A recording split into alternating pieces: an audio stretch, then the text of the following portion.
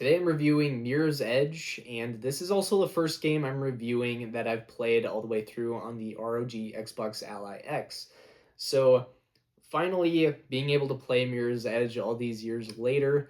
I remember I did play this game when it first released at a friend's house. I played it a little bit, and I wasn't really good at the game, but going back and actually playing the game now, I feel I was able to, get a hang of the controls much better than I was back then. So, Mirror's Edge, if you're unfamiliar with the game, it's a parkour based game, so lots of platforming here.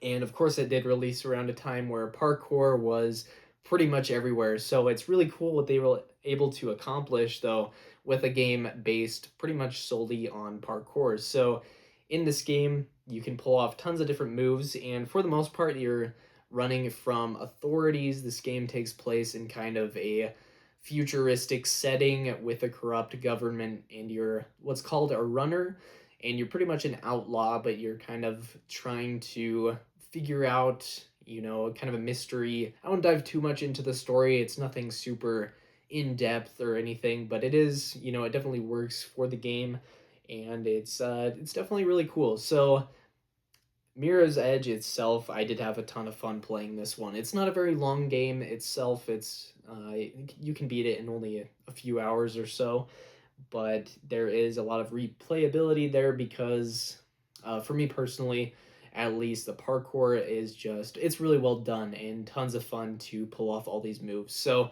in this game, you can do a ton of different things. You can climb up poles, you can swing from poles and stuff, and in the level itself, there are just tons of different routes that you can take. And again, a lot of the time, though, you are running from authorities and stuff, so you really have to make these quick decisions. Are you going to do a wall jump here to get onto a higher ledge? Are you going to kind of slide under this upcoming obstacle? Are you going to jump over it, like do a vault pretty much over it?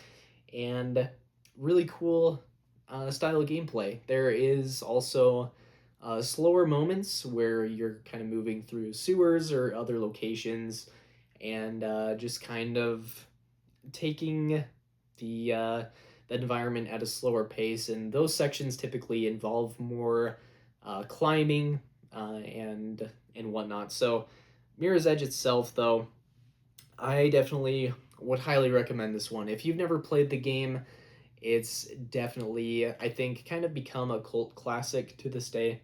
It's it's one that I was really happy to be able to play just this last year, toward the end of the year. So definitely, definitely recommend it if you're a fan of platformers as well. It's not a traditional platformer by any means, but what they were able to do here with the controls, everything feels just so precise, and I feel like a parkour game in general would just be really hard to pull off, but they definitely nailed it here.